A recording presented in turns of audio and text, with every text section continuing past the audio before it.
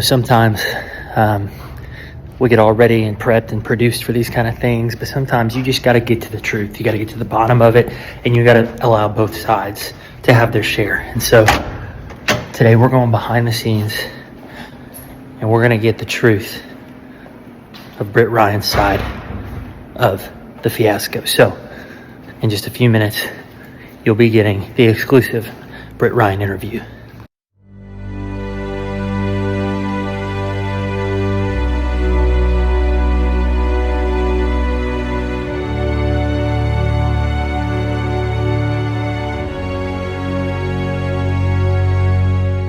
I'm really glad I chased you down today.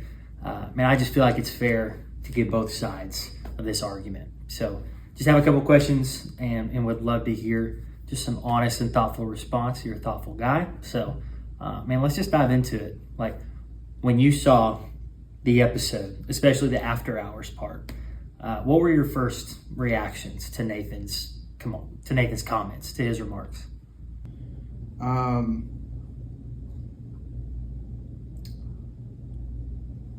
I don't know, a little disrespected, maybe even like betrayed as a fellow,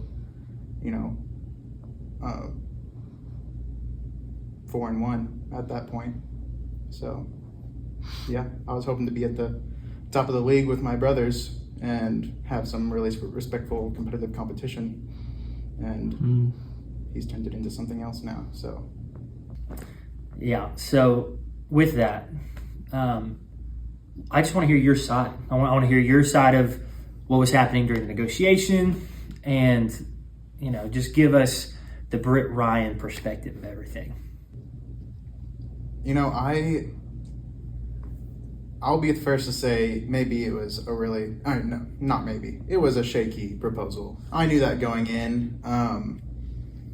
Deontay Johnson has a great record in the past for producing in fantasy, especially, not just as a top wide receiver in the league. And I was very upfront with that, and any of you can ask me about the conversation we had. It was a little blown out of proportion, if you had to ask me. But I was very upfront with, hey, if this is outrageous or ridiculous, please tell me, because I understand if Deontay is going to come back and be like the next Jamar Chase level wide receiver. That might be a hot take too, but we don't know. We just don't know. So, and neither did I. At the end of that, he had a choice to hear me when I said, yeah, that's ridiculous. And he did tell me in the text thread, yeah, it's kind of ridiculous. I don't think Ford really belongs in a trade like that. But, he took it to the next level against me in the pod. So, yeah. It is what it is. I can't control his reactions to trades, and I'm not going to say all my trades are the best trades ever, but I make offers and I hear responses and I go from there, and I'm not going to stop.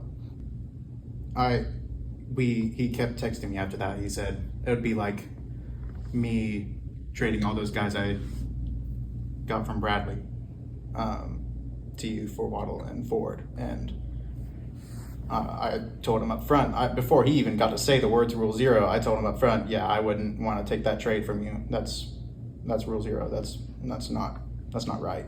I couldn't feel right with myself for making a trade like that, which, I wasn't thinking about that previous trade when I made the proposal. If I was, I probably wouldn't have proposed it in the first place. But there's some wrong on both sides here, I think. So. Well, thanks for sharing, Britt. How do you move forward? How do you and Nathan move forward from here? Does there need to be some reconciliation? Does a rivalry go on? What happens now? Well, I'd like to say that, we can just sweep it under the rug, maybe just decide that there was some misunderstanding and go from there and come back to a respectable place in the league. But, you know, if you ask my honest opinion, Nathan, he does what he wants, and he has that right as the champ. He does what he wants. He has every right to make a take or hold a grudge because he's the champ, and you can't really say anything about that. On the other hand,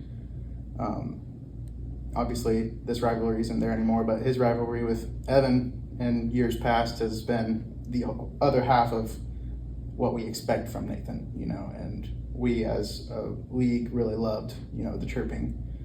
I'm not going to say I love being on the other side of that, but, you know, I think that's part of Nathan's game just as much as checking up on his lineups every week is like, you know, having a rivalry to get fun out of too. So if that's his game, that's fine. I'm going to be unchanged. You know, it doesn't scare me that he wants to have a rivalry. I'm not going to back down from anything because of it. We're going to be strong. We're going for a win this year. And really it's looking good. You know, 5-1 looks great. And I was telling myself this earlier that it's almost humbling to be targeted by Nathan. It makes me feel very humble. So, yeah. Well, you've heard it here first. This is the Britt Ryan interview. We appreciate you hanging with us at this special edition of Talkin' Shop. We'll see you next time.